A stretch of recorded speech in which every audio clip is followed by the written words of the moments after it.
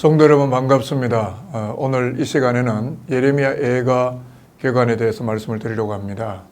예레미야 애가는 예레미야가 눈물로 쓴 탄식의 노래라고 생각하시면 되겠습니다.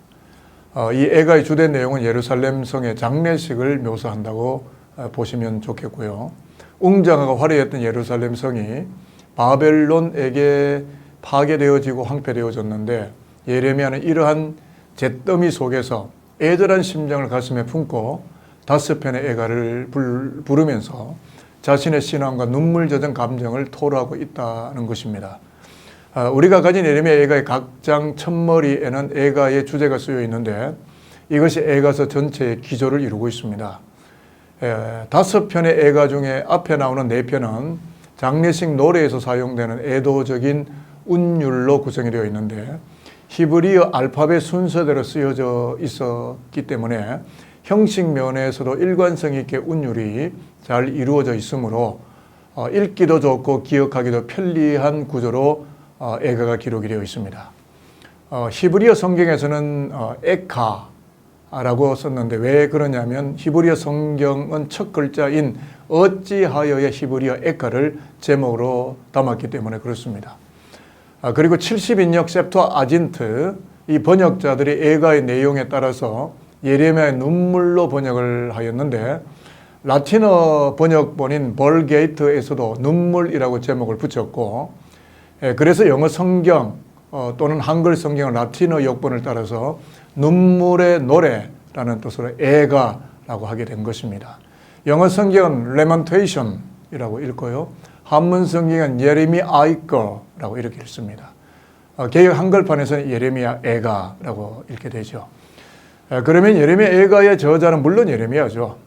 전통적인 유대인들이나 기독교인들은 예레미야가 본서의 저자임을 주장하고 있고 또 예레미야서와 예레미야 애가는 예루살렘 멸망이라는 동일한 주제를 다룬다는 점에서 내용과 문체에 있어서 유사성과 통일성이 있기 때문에 유대인의 탈무드나 혹은 70인역은 애가의 저자를 예레미야로 언급을 하고 또 오리겐을 비롯한 교부들이나 칼빈 같은 학자들도 예레미야가 저자라는 것을 밝히고 있습니다.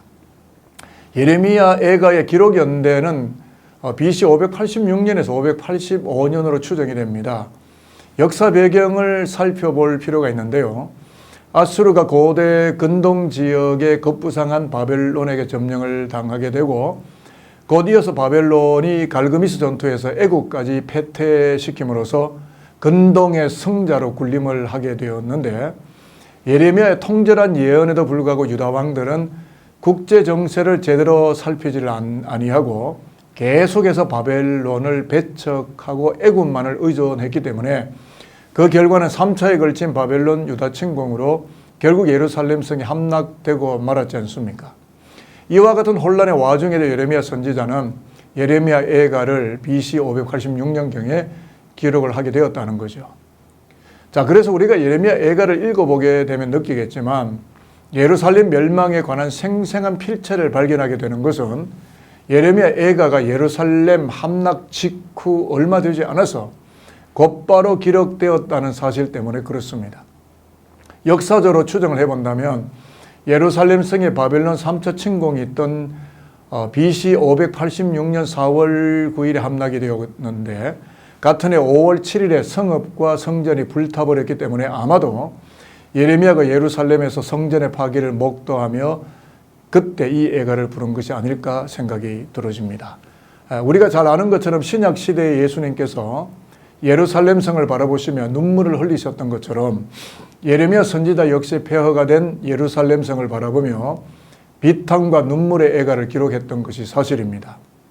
그것은 어찌하여 하나님의 도성 예루살렘이 무너졌는지 그리고 그 무너짐 속에 담겨 있는 쓰라린 아픔은 언약 백성 유다에게 무엇을 말하고 있는지 그리고 이 아픔과 고통이 장차 어떤 소망으로 변환될 것인지 더 나아가서 아직도 여전히 동족을 사랑하고 있기에 그리고 하나님 나라의 비밀을 꿈꾸고 있기에 하나님이 행하실 구원과 그의 성실하심을 바라보면서 믿음으로 기다리는 가운데 언약 백성의 가슴 속에 회복을 임플란트하고 이식해 보려고 하는 예레미야의 열심이 이와 같이 예레미야 애가를 역사 속에 태어나게 했다고 볼 수가 있겠습니다. 예레미야 애가의 구조를 말씀드리면 이 예레미야 애가는 5편의 애가로 구성이 되어 있다고 위에서 말씀을 드렸는데, 첫 번째 애가는 1장 1절에서 22절인데 예루살렘의 곤경에 초점을 둡니다.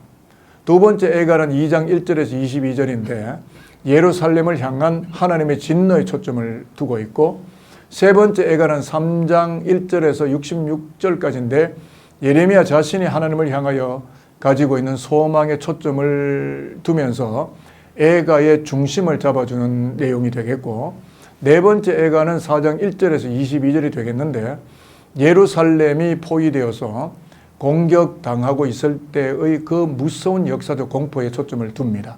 그리고 다섯 번째 애가는 5장 1절에서 22절인데 예레미야가 백성의 마음을 중보하는 가운데 하나님께 올려드리는 기도에 초점을 두고 있고, 또 이 기도는 하나님께서 영원히 다스리실 것이며 그 보좌가 영원할 것이라는 확신을 가지고 언약 백성들을 회복해 하시고 새롭게 하실 것이라는 그 소망과 간구의 내용을 담고 있는 애가라고 하겠습니다. 자, 그러면 예레미야 애가를 대하는 우리의 희망은 무엇일까요?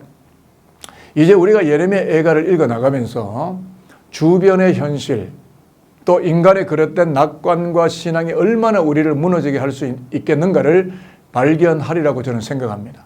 그와 동시에 처절하게 무너져버린 그 자리에 하나님을 향한 눈물과 탄식이 여전히 살아만 있다면 성실하신 하나님이 우리의 예루살렘 시티를, 우리의 예루살렘 도성을 다시금 세우실 것이라는 신앙을 복구하는 은총이 임하게 될 것을 저는 믿어 의심치를 않는 겁니다. 그러므로 저와 여러분이 예레미야를 읽어나가며 희망을 그려봅니다.